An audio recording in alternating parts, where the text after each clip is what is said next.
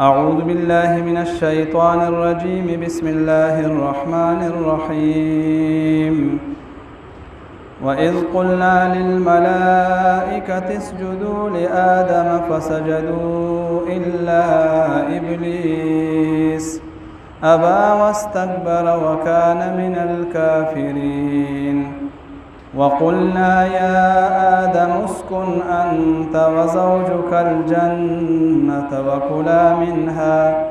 وكلا منها رغدا حيث شئتما ولا تقربا هذه الشجرة فتكونا من الظالمين صدق الله العظيم.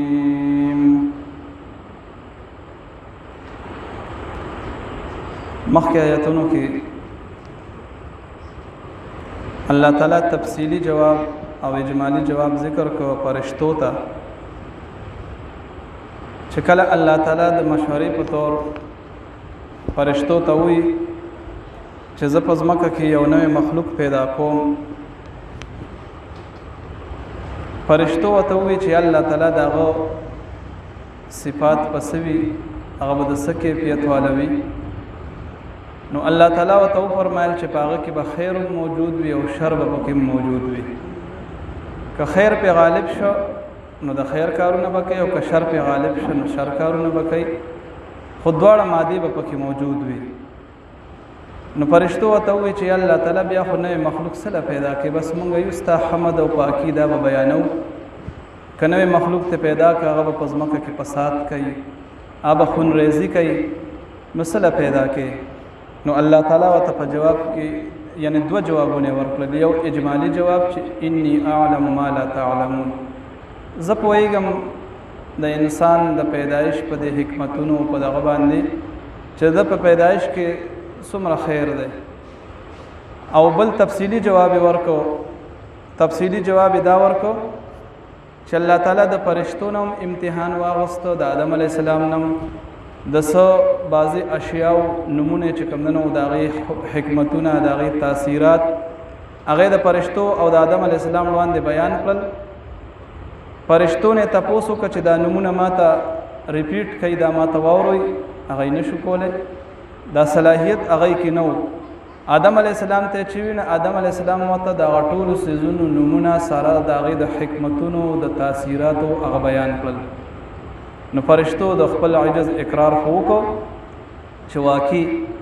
الله تعالی ښه پوهېږي چې یو کار کوي. اوس په دې آیاتونو کې الله تعالی د آدم علیه السلام او د انسان هغه پوکیت هغه ذکر کوي، هغه بیانوي، او د آدم علیه السلام هغه شرافت هغه نورم زیاتوي. د آدم علیه السلام ته چې دا دومره لوی مقام حاصل شو، یا انسان ته په کائنات کې دا دومره لوی مقام حاصل دی، دا د علم د وجې نه. یو بندگی ده، عبادت ده، یو علم ده. عبادت دا د بنده صفت ده، علم دا د الله صفت ده. فرشتي دای کې بندگی زیاته ده، خدای کې علم نشته. او انسان ته الله تعالی خپل صفت د علم ورکړی دی، نو د دې په وجه باندې د انسان هغه پوکیت په تمام کائنات کې په ټولو مخلوقاتو باندې هغه حاصل دی. په کائنات کې چې څومره څیزونه دي، د هغې نومونه، د هغې حکمتونه، د هغې تاثیرات، دا ټول د انسان ته دا صلاحیت او استعداد په د انسان کې پروت دی او هغه په ده کې ایښی دی. نو د دې په وجه باندې انسان ته دا دومره لوی مقام حاصل دی. اوس ما ته خپل مقام نه دی پیژندلی، ما ته یو ډېر لوی کائنات کې ډېر لوی مقام حاصل دی، خو هغه ما پیژندلی نه دی. که چېرې ما ته خپل ځان هم وپېژنده دا به زما ستا د نجات دپاره کافي شي. اوس مزید د انسان د شرافت دپاره الله تعالی په دې آیاتونو کې فرشتو ته او جناتو ته حکم کوي چې تاسو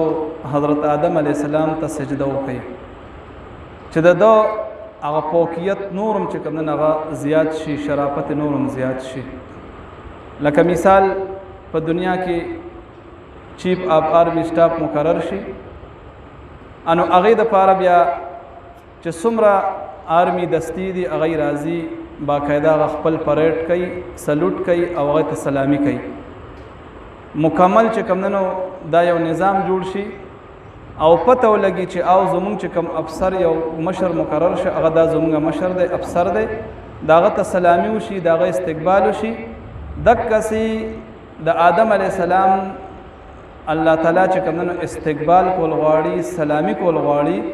نو فرشتو ته او جناتو ته حکم وکړو چې تاسو د آدم علیه السلام ته سجده وکړئ نو آدم علیه السلام د علم په وجه باندې مسجود ملائکه وګرځېدو نو په دې آیاتونو کې الله تعالی فرشتو ته او جناتو ته حکم کوي چې تاسو آدم علیه السلام ته سجده وکړئ فرشتو سجده وکړه او شیطان چې کومنو هغه سجده ونکړه هغه د سجدې نه انکار وکړو الله تعالی هغه د خپل عمل په وجه باندې د الله تعالی د حکم د انکار په وجه باندې مردود کو او بیا چې څنګه یو افسر مقرر شي دغه استقبال شي سلامي شي نو هغه ته بیا بنگله ملاو شي گاډي وته ملاو شي نوکر چاکر وته ملاو شي او ته وای چې دا د کور دی دا د بنگله ده په دې کې تا ته ګیس بجلی هر یو شی پټرول گاډي نوکر دار سپری به ملاويږي او بس ته په دې کې ووسه ته اوس تا بچي په دې کې پاتې کیږي الله تعالی چې کله د آدم علی السلام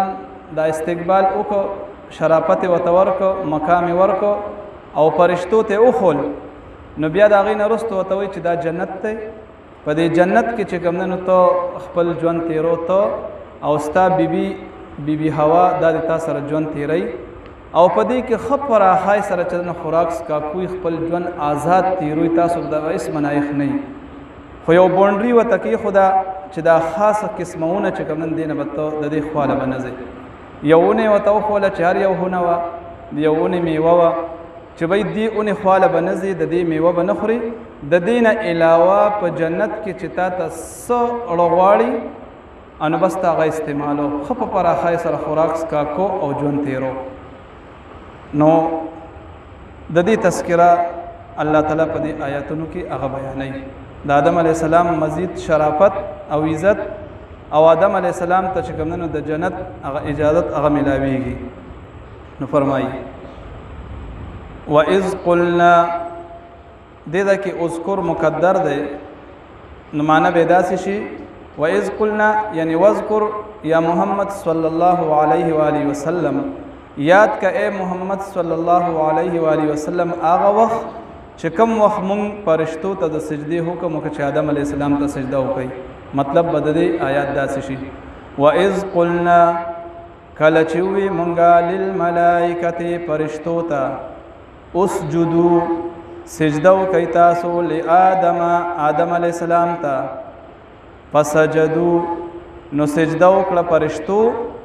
الا ابلیس مگر شیطان اونکړه ابلیس شیطان سجده اونکړه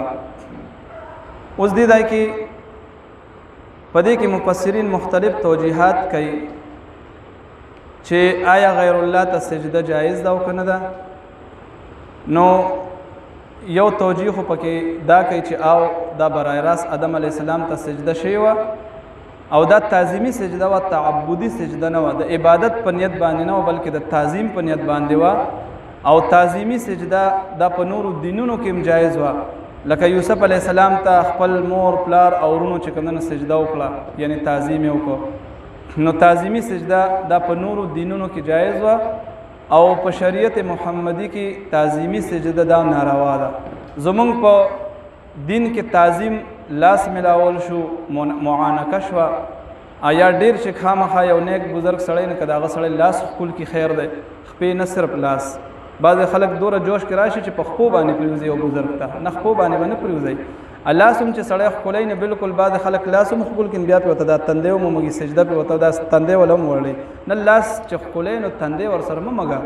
صرف لاس کډیر د تعظیم د وجنه خپلای خلک نه ضرورت نشته خو یو سړی ډیر نیک بزرگ وي هستی وي دا سړی لاس خپل کینو خیر ده خو بالکل وته په خپو باندې نه دی پریوتل پکار لکه بعض پنجاب کې دا شډیر د بریلیان حضرات پیرانو صاحبان ته په خپو باندې پراته بس په سجدو باندې چې راځي نو په شاشه داسې راځي او راټیټه باندې او چې زین داسې راټیټ شي وته دا هم انحنا ده یو قسم د سجدي هغه هيئت ته نو د انسان به دوره تعظیم هم نه کوي چې سړی د یعنی هغه د الله مرتبه ته ورسي نو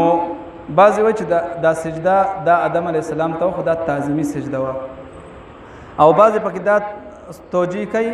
چې د دې نه مراد انحنا وه صرف راټیټېدلو او بعضې وایي چې د سجدې نه مراد تسلیمېدلو چې فرشتو آدم علیه السلام تسلیم کو ویې منو او بعضې فرمایي چې د دې نه مراد چې کوم دا سجده حقیقت کې الله تعالی ته وه او آدم علیه السلام دا سمت د قبلې و دې ځای کې لام د لآدمه دا په معنی د اله دی لآدمه ای الی آدمه په طرف د آدم علیه السلام تاسو سجده وکړئ نو حقیقت کې سجده الله ته وه خو آدم علیه السلام په طرف په منزله د سمت او د قبلې و نو ټولو فرشتو سجده وکړه بل ځای نورو آیاتونو کې راځي چې فسجد الملائکة کلهم اجمعین ټول فرشتې په سجده باندې پریوتې او چې کله فرشتو د سجدې دا حکم واورېدو نو الله تعالی له خپله خبره ختمه کړې نه وه چې اسرافیل علیه السلام په سجده باندې ټول نه مخکې تلو الله تعالی د هغې په انعام کې د هغې په بدله کې د اسرافیل علیه السلام په تندي باندې د الحمد نوال د والناس پورې تمام قرآن شریف هغه ولیکو یعنی لا د قرآن شریف نزول هم ځمکې ته نه و شوی لوح محفوظ کې و او په فرشتو کې د ټولو نه مخکې اسرافیل علیه السلام سجده ولګوله یعنی ځان یعنی د الله تعالی خبرې ختمېدو نه مخکې بس هغه حکم یې منلو الله تعالی د هغې په بدله کې د هغې په انعام کې د پتندی باندې د الحمد نوال د والناس پورې پورا قرآن شریف هغه ولیکو اوس د هغه په تندی باندې پورا قرآن شریف هغه لیکل شوی دی د الله تعالی حکم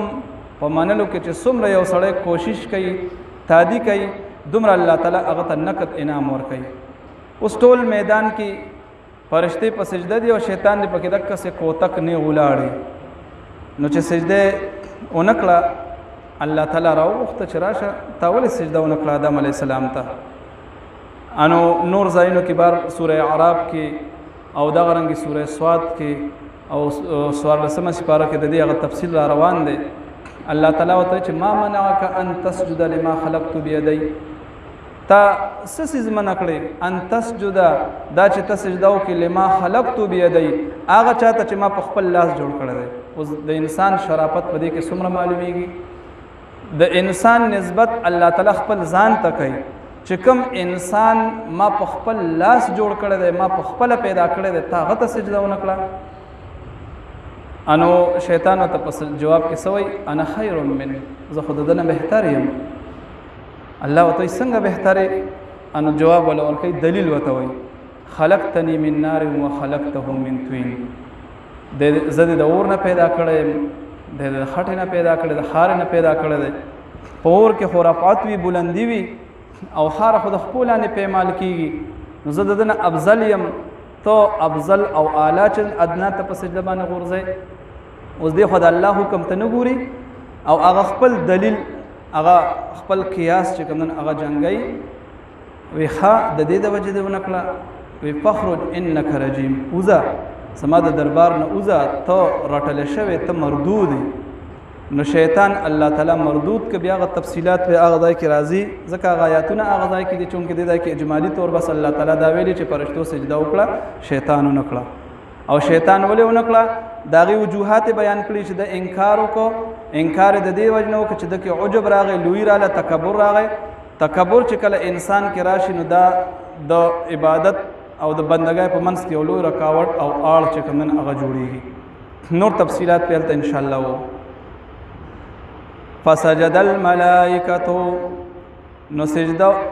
فسجدو سجده وکړه فرشتو الا ابلیس شیطان اونکړه شیطان سجده اونکړه ابا انکار وکړو واستكبر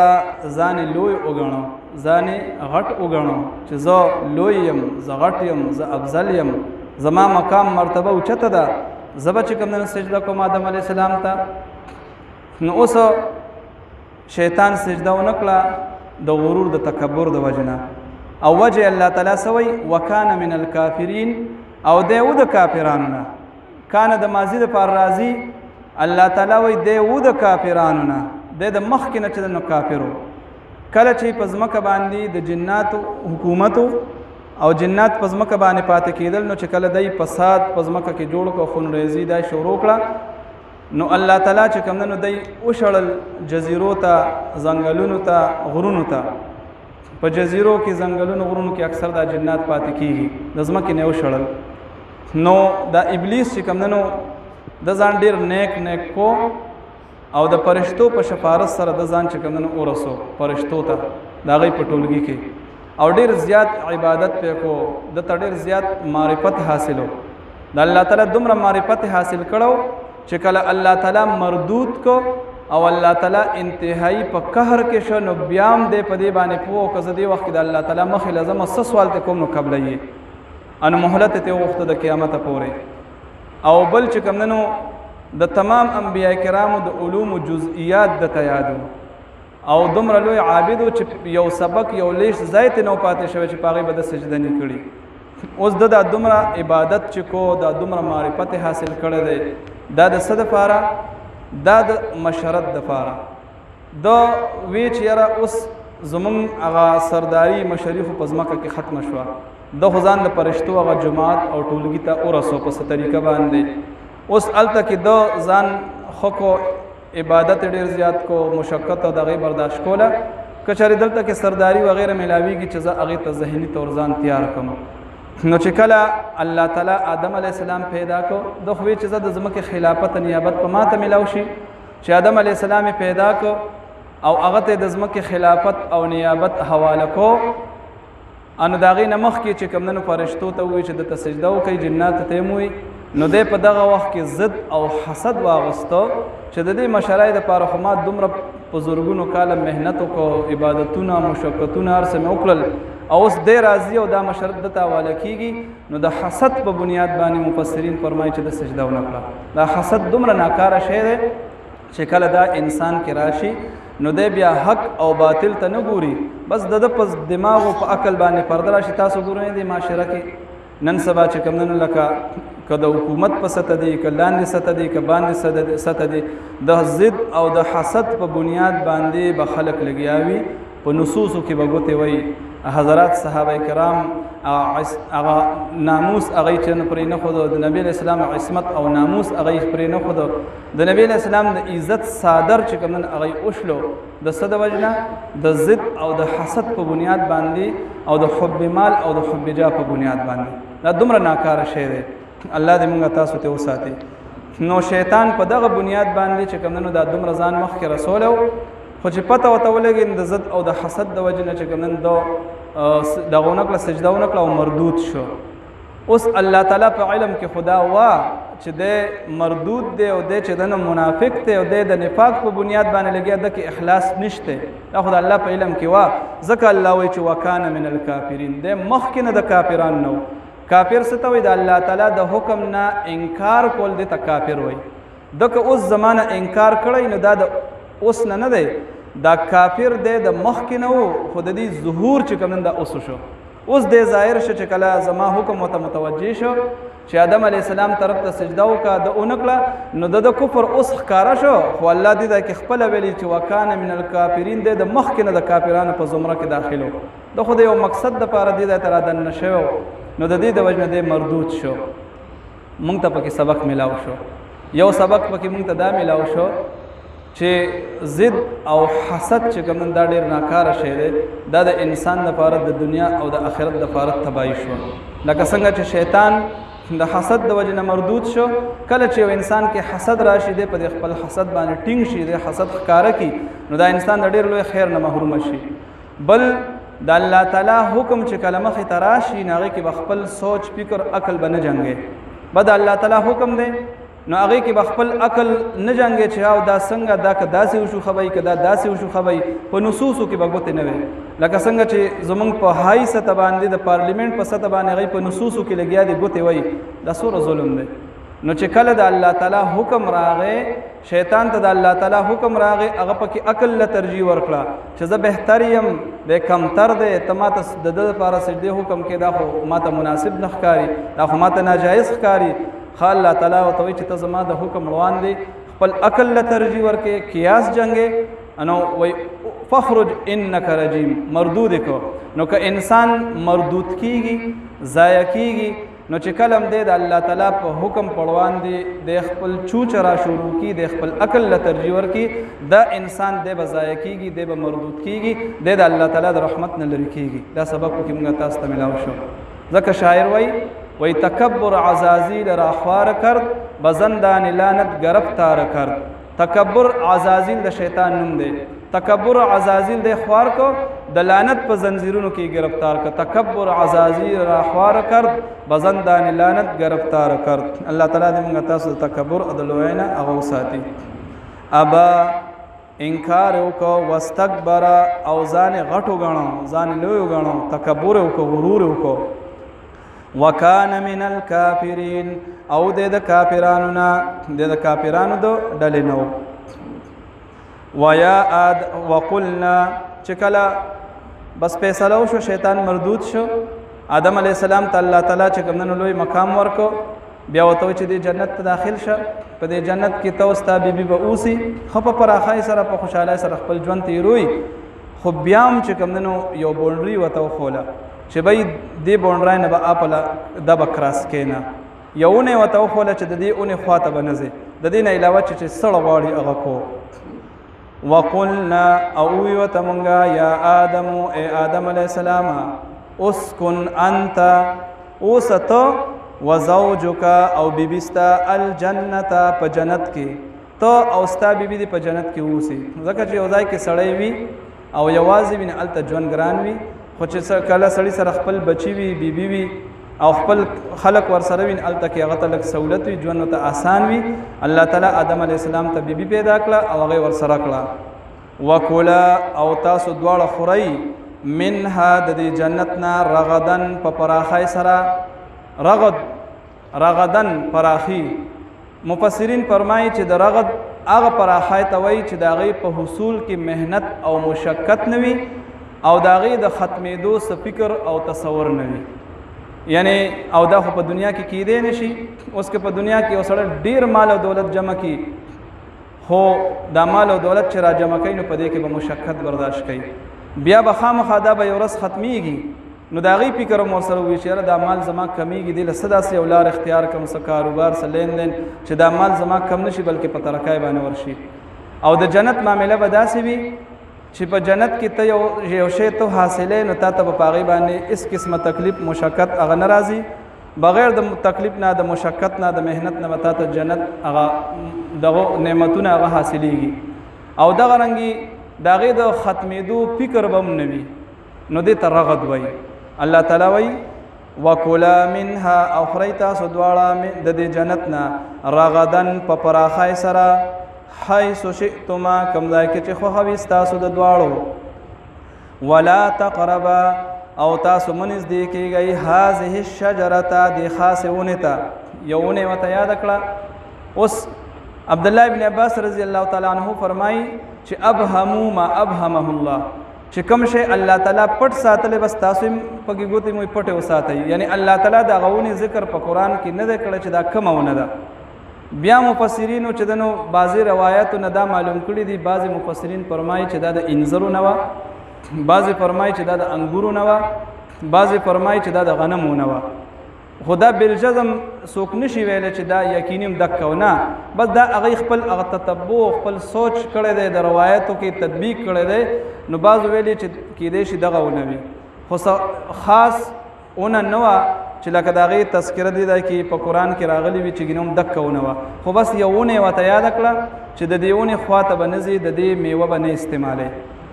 او که چېرې د دې میوه د استعمال کړو بیا به ته خپل ځان سره زیاتی وکړې د دې په استعمال سره به ستانه د جنت کې د پاتې کېدو هغه استعداد او هغه طاقت ختم شي بیا به ته چې دن یو د تکلیف د مشقت ژوند ته ور مخامخ کېږي نو فرمایي ولا تقربا او تاسو دواړه مه نږدې کېږئ نو دې کې مبالغه ده دا ورته نه چې ولا تأکلا تاسو دواړه مه خورئ نه تاسو دواړه دې ونې خواته مه ځئ ځکه چې یو څیز که د ونې خواته لړئ او دې ته مو کتل نو کیدی شي ستاسو په خوله کې ورته اوبه راشي نو د ښه دا ده چې خواته یې مه ځئ یعنې د نظر حفاظت کوه بدنظري مه کوه که چېرې بدنظري دې شروع کړه نو د بدنظرۍ نتیجه به دا وي چې ته مصیبت کې مبتلا شي دغسې چې کوم هر یو ناروا څیز الله تعالی وی داغه خواته مزه ولا تقربوا الزنا تاسو زنا خواته منځ کیږي یعنی بد نظری او لاس ملاول خلول وغیرہ دا د زنا دوايي دي الله تعالی وی دې تم منځ کیږي په زنا کې به مبتلا شي ولا تقربا نو دې دای کی ولا تقربوا الزنا دې کې مبالغه ده نو دک څه پدې کې مبالغه نه کار الله تعالی غسته الله تعالی وی چې ولا تقربا تاسو دیونه ته نزدیکیږي مکور نزدیک شوی وکته نو خلک به توبه راشي او استعمال به کوي من نزدیکیږي وته ولا تقربا او من نزدیکیږي تاسو دې خاصونه ته هذه الشجره دې خاصونه ته فتكونا فان تقربتكما کچریتا سو دواړه نزدې شوي دیونه ته فتكونا من الظالمین نو تاسو به د زیاتی کوونکو نه شي ځان سره به زیاتی وکړي بیا توقع دی واذ قلنا او کله چې وی مونږه للملائکه فرشتو ته اسجدوا سجده وکړئ تاسو لآدم آدم علیه السلام ته فسجدوا نو دای سجده وکړه الا ابلیس مگر ابلیس اونکړه ابا د انکار وکړو واستكبر او ځان لوی وګڼو تکبر وکړو وکانه من الکافرین او د کافرانو نه د الله تعالی په علم کې وکانه من الکافرین فی علم الله وقلنا او وتمونګه یا آدم اے آدم علیہ السلام اسکن انت وزوجک اوست او بیبستا الجنت په جنت کې وکلا او خری تاسو دواړه منها د جنتنا رغدن په پراخای سره حيث شئتما کم دای کې چې خو خويستا سو د دواړو ولا تقربا او تاسو منځ دی کېږي هذه الشجره د خاصونه ته د نوعونه ته فتكونا فشيبتا سو دواړه کدیونه ته نږدې شوي یعنی دا اوخړه فتكونا نو شيبتا سو دواړه من الظالمین د زیاتی کوونکو نه